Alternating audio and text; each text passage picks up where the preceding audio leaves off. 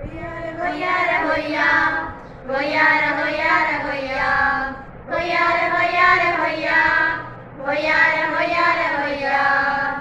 தானியேல் உறுதி, ஆஹா தானியேல் உறுதி.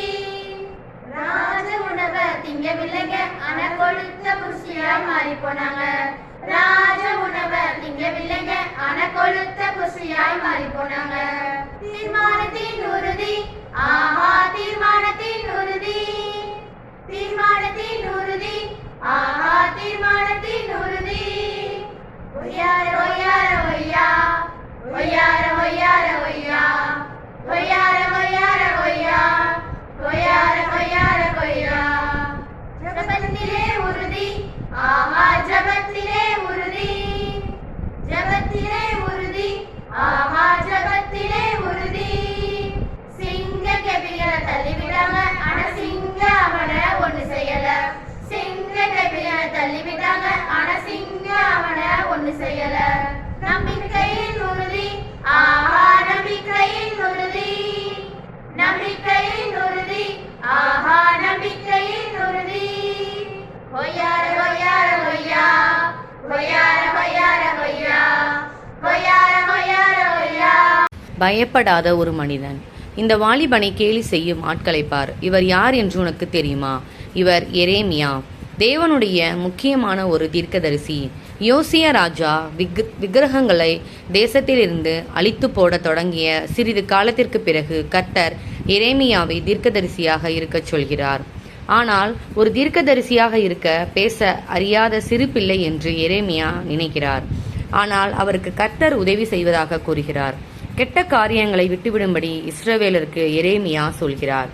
மற்ற தேசத்து ஜனங்கள் வணங்குகிற கடவுள்களுக்கெல்லாம் விக்கிரகங்கள் என்று அவர் சொல்கிறார். என்றாலும் இஸ்ரவேலரில் பலர் உண்மையான தேவனாகிய கர்த்தரை விட விக்கிரகங்களையே வணங்க விரும்புகிறார்கள். அவர்களுடைய கெட்ட நடத்தைக்காக கர்த்தர் அவர்களை தண்டிப்பார் என்று எரேமியா இந்த ஜனங்களுக்கு சொல்லுகிற போது அவர்கள் ஏளனமாக சிரிக்கிறார்கள். பல ஆண்டுகள் கடந்து செல்கின்றன. யோசியா மரிக்கிறார். 3 மாதங்களுக்கு பிறகு அவருடைய மகன் யோயாக்கீம் ராஜாவாகிறார். எரேமியா ஜனங்களை பார்த்து, நீங்கள் உங்களுடைய தீய வழிகளை விட்டுவிட்டால் இந்த எருசலேம் நகரம் அழிக்கப்படும் என்ற செய்தியை தொடர்ந்து அறிவித்தே வருகிறார். அதனால் ஆசாரியர்கள் அவரை பிடித்து, இப்படி சொன்னதற்காக நீ கொல்லப்பட வேண்டும் என்று கத்துகிறார்கள்.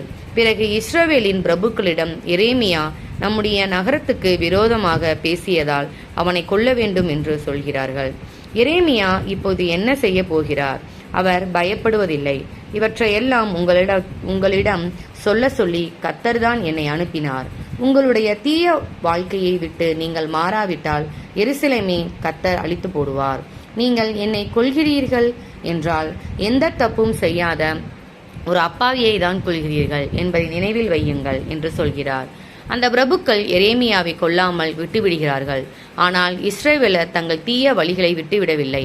பிற்பாடு பாபிலோனிய ராஜாவான நேபுகாத் நேச்சர் எருசலேமுக்கு விரோதமாய் போர் செய்து இஸ்ரவேலரை தன்னுடைய வேலைக்காரர்களாக ஆக்கிக் கொள்கிறான். ஆயிரக்கணக்கானோரை அவன் பாபிலோனுக்கு கொண்டு போகிறான்.